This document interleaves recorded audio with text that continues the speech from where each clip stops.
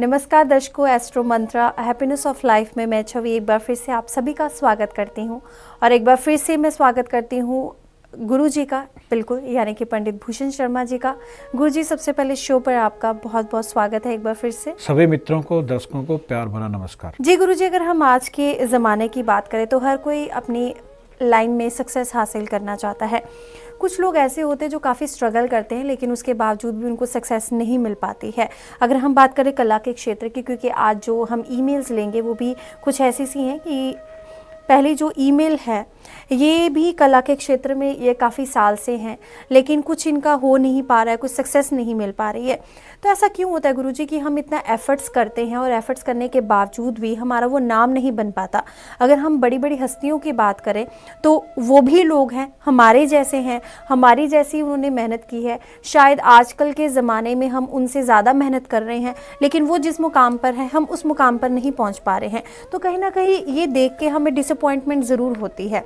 तो क्या हमारे ग्रह नक्षत्र ये डिसाइड करते हैं कि हमने कितना हासिल करना है अपनी ज़िंदगी में, चाहे हम जितनी मर्जी मेहनत कर लें? जी छवि, मैं बताना चाहूँगा अपने दोस्तों को, मित्रों को कि जो भी हमारे जीवन में तरक्की मिलती है, उन्नति मिलती है, उसका कारण हमारे ग्रह होते हैं। देखिए, मैं बार बार कहता हूँ कि ग्रह जो अच्छे या बुरे होते हैं वो हमारे पूर्व जन्म के कर्मों के द्वारा होते हैं। इंसान को सत्कर्म अगर करते हैं तो उनके इस जन्म में भी ग्रह बहुत अच्छे होते हैं। बात है फिल्मी लाइन से, कला के क्षेत्र से। जिन्होंने हमें ये मेल भेजी है उनका डेट ऑफ बर्थ टाइम के मुताबिक हम ये कहना चाहेंगे कि ये लाइन उनके लिए सूटेबल नहीं है, क्योंकि इनका शुक्र नीच का है। और मैंने बहुत कई प्रोग्राम में कहा है, बार बार कहा है कि जो लोग कला के क्षेत्र में जाना चाहते हैं या कला के क्षेत्र से प्रसिद्धि पाना चाहते हैं, उनका शुक्र स्ट्रॉन्ग होना बहुत ज़रूरी है, तो ही उनको सफलता मिल पाएगी। आपने कहा कि बहुत ऐसे महान कलाकार हैं जिन्होंने अपने जीवन में तरक्की की है, लेकिन दूसरे कलाकार भी होते हैं जो स्ट्रगल करते हैं, वो तरक्की नहीं कर पाते हैं। मैं आपको बताना चाहूँगा इस प्रोग्राम के माध्यम से कि देखिएगा, एक अभिनेता होता है, वो नाचता है, लेकिन उसके साथ नाचने वाले और भी साइड में होते हैं। वो भी लोग नाच रहे हैं, उनको कोई भी नहीं देखेगा, लेकिन जो कलाकार मैन है उससे के ऊपर हर एक इंसान का फोकस होता है। कारण उनके सितारे। इंसान मेहनत बहुत करता है, मेहनत का फल भी मिलता है, लेकिन कई लोगों को बिल्कुल भी नहीं मिल पाता, क्योंकि उनके ग्रह ही कुछ ऐसे होते हैं, उनकी कुंडलियों में कुछ दोष ही ऐसे होते हैं। यहाँ मैं कहना चाहूँगा आपको कि आपकी कुंडली के अंदर शुक्र नीच का है, या तो आप इस क्षेत्र को छोड़ दें। अगर आप चाहते हैं कि इस क्षेत्र में आपको फ़ायदा मिले तो मैं कुछ उपाय आपको ज़रूर बताऊँगा। अगर आप ये करेंगे तो निश्चित इस क्षेत्र में आप सफलता पा जाएंगे। दाएं पैर के अंगूठे के अंदर चांदी का गोल छल्ला अगर आप पहनते हैं तो ये आपको फ़ायदा देगा। हर शुक्रवार के शुक्रवार अगर आप कर सकते हैं तो बहुत अच्छा उपाय है। पंच जो द्रव्य होते हैं, पंच द्रव्य मैं आपको बताना चाहूँगा: दूध, दही, शहद, देसी घी और देसी खंड। इसको हम लोग चरणामत भी कहते हैं। अगर आप ये सब बराबर मात्रा में लेके शिवलिंग पर हर शुक्रवार के शुक्रवार चढ़ाते हैं तो निश्चित इस क्षेत्र में आपको सफलता जरूर मिलेगी। एक चीज़ और मैं आपको कहना चाहूँगा, आप हीरा पहने।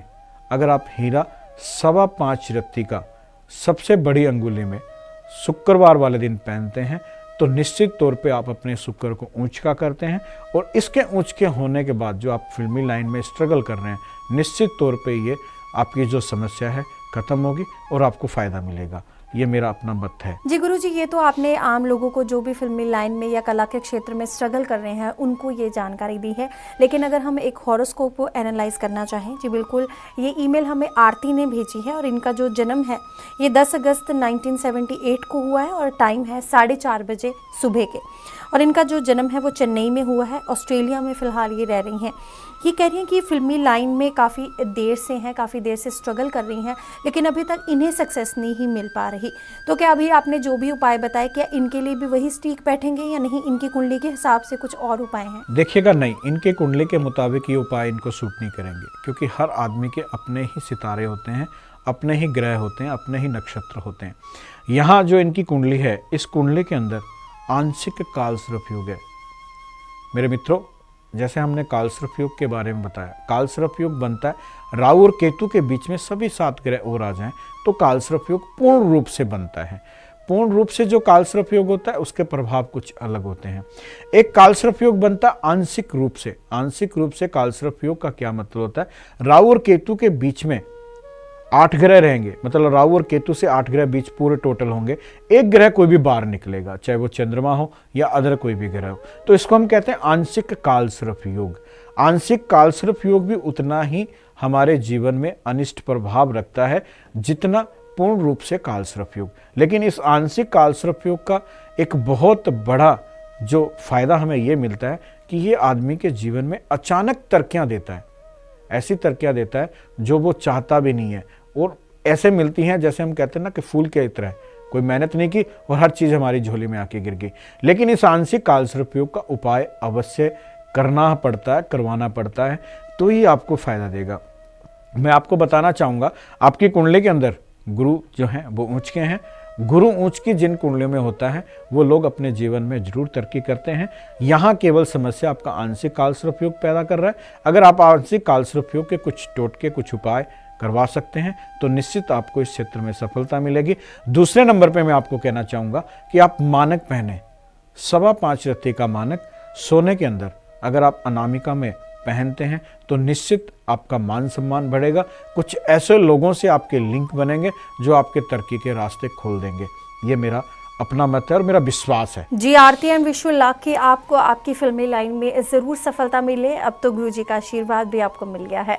और भी जो लोग हैं ये प्रोग्राम देख रहे हैं, मैं उन्हें भी बता दूं, अगर आपका भी कोई भी ऐसा सवाल है तो आप बेझिझक गुरुजी के साथ संपर्क कर सकते हैं। इनका ईमेल आईडी और फ़ोन नंबर लगातार फ्लैश हो रहे हैं हमारी टीवी स्क्रीन पर। मैं बता दूं, आपके जो सवाल है वो कॉन्फिडेंशियल रखे जाएंगे और आप की ही परमिशन से, अगर आपकी इजाज़त हो, तभी हम उन सवालों को इस शो पर इंक्लूड करेंगे, ऑन एयर करेंगे। तो आप बेझिझक अपनी पर्सनल प्रॉब्लम भी है जो गुरुजी के साथ शेयर कर सकते हैं। अगला जो सवाल है हमसे ये पूछा है कपिल ने। गुरुजी, इनका जो जन्मदिन है वो 10 मई 1969 है और इनका जो समय है वो है 11:45 सुबह के, और इनका जो जन्म हुआ है वो बठिंडा में हुआ है। ये कह रहे हैं कि इनके पिताजी के साथ काफ़ी डिस्प्यूट रहता है, यानी कि उनकी सोच और उनकी सोच है जो कभी भी मैच नहीं होती है। और क्या ये अपने पिता की सेवा फ्यूचर में कर पाएंगे या नहीं कर पाएंगे, ये पूछना चाहते हैं। क्योंकि इनके मन में कोई खोट नहीं है, बस स्टिल वो विचारों का जो मेल जोल नहीं बन पाता, उसकी वजह से जो झगड़े बढ़ते रहते हैं। क्या कहेंगे इनके बारे में? कपिल जी, मैं आपको बताना चाहूँगा कि 10 मई 69 आपका बर्थडे है और टाइम आपका 11:45 है। आपकी कुंडली पे हम लोगों ने बहुत रिसर्च किया है कि आखिर ये ऐसी समस्या आपको क्यों आ रही है। मित्रों, मैं बताना चाहूँगा ये समस्या आम है। देखिएगा, कुछ लोगों की कुंडलियों में ऐसे सितारे होते हैं कि एक पिता को पुत्र का सुख नहीं है और एक पुत्र को पिता का सुख नहीं है। सुख, जैसे मैंने पीछे भी कहा कि बहुत लोगों के पास लक्ष्मी होती है लेकिन लक्ष्मी का वो उपभोग नहीं कर पाते, उसका सुख नहीं ले पाते। ये भी हमारे पूर्व जन्मों के कर्म है। ज्योतिष हमेशा पूर्व जन्म के फलादेश करती हैं, क्योंकि जो ग्रह होते हैं वो हमारे पूर्व जन्म के कर्मों के मुताबिक ही हमारी कुंडलियां बनती हैं।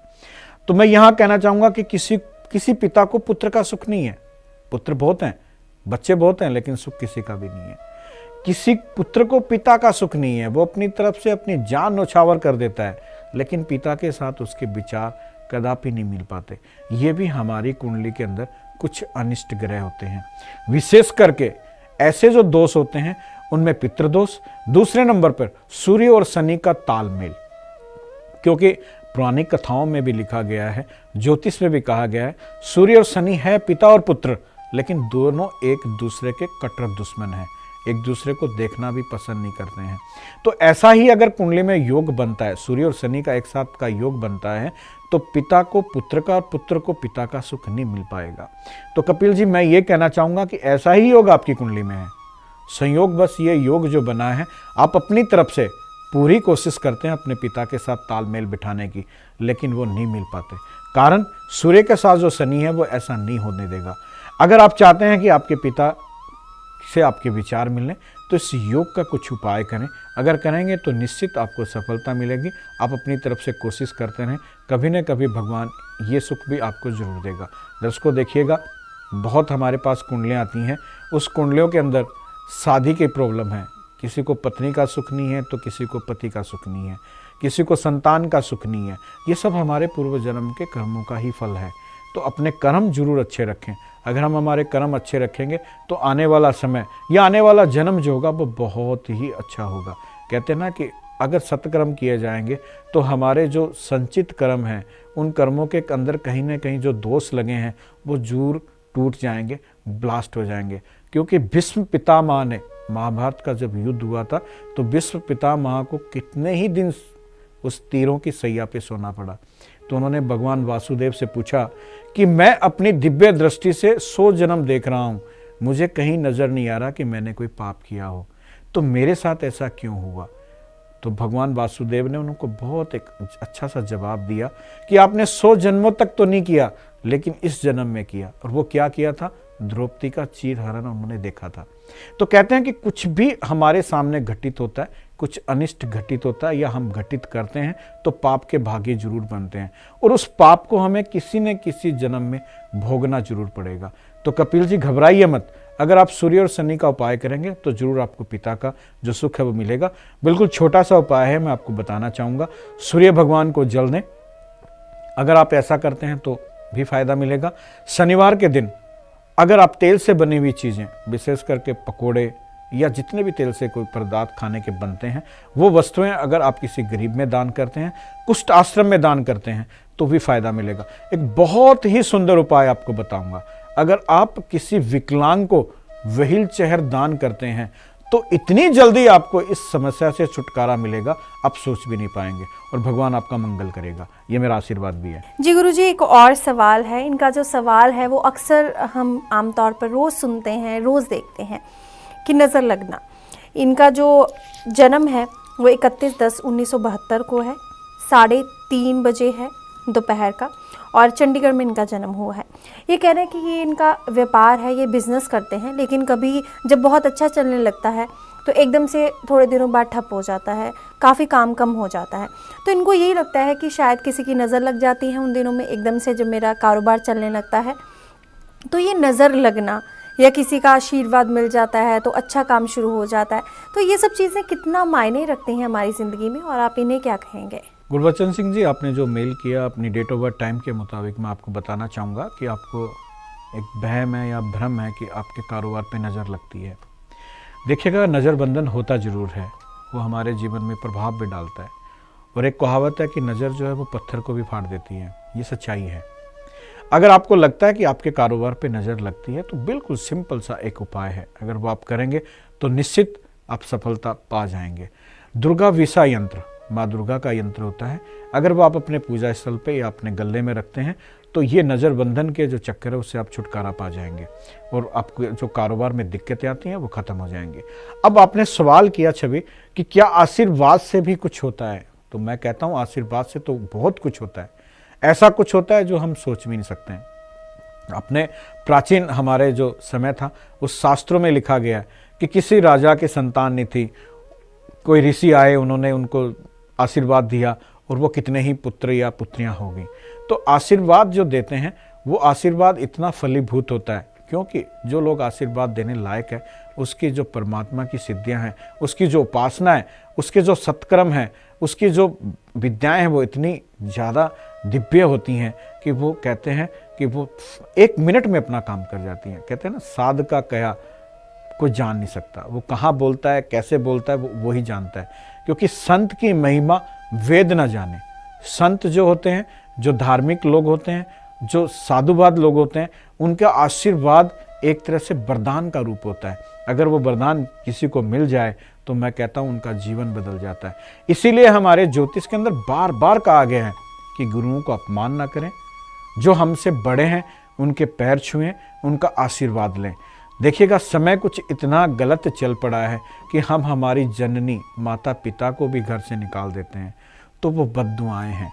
और कहते हैं कि अगर दुआ होगी तो वो आपके भाग्य को बदल देगी और बद्दुआ होगी तो वो धरती और आकाश को भी 2 फाड़ कर देगी। ये एक सच्चाई है। तो बद्दुआ ना लें, अपनी तरफ से हर एक बुजुर्ग के आशीर्वाद लें, उनके चरण स्पर्श करें और संत महात्माओं की वाणी पे चलने की कोशिश करें। अगर आप ऐसा करते हैं तो जरूर अपने जीवन को सफल बनाते हैं।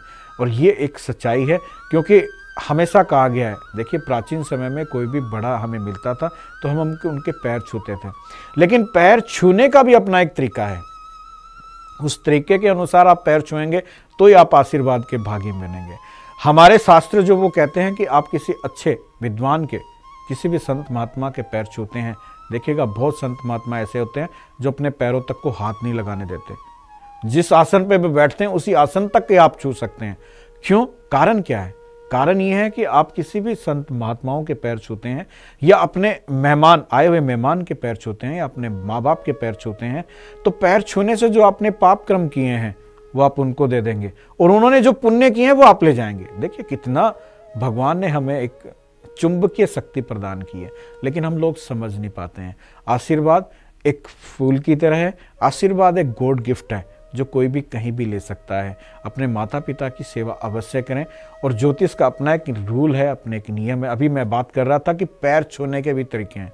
आज जो समय चल रहा है, हर इंसान, आज के जो बच्चे हैं बिल्कुल मॉडर्न हो गए, केवल घुटने तक अपने हाथ लगाते हैं, वो कोई पैर छूना नहीं है।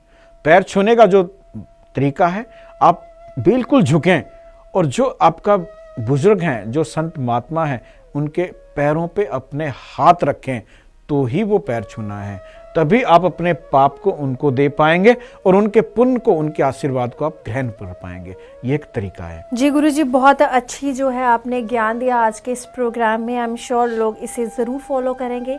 लेकिन अब वक्त हो चला है आप सबसे इजाज़त लेने का। गुरुजी, शो पर आने के लिए आपका बहुत बहुत धन्यवाद। नमस्कार, जय माता दी। दर्शकों, इसी के साथ मुझे यानी कि छवि को दीजिए इजाज़त। हम फिर से हाजिर होंगे इसी शो पर इसी समय। Till then you take care. नमस्कार।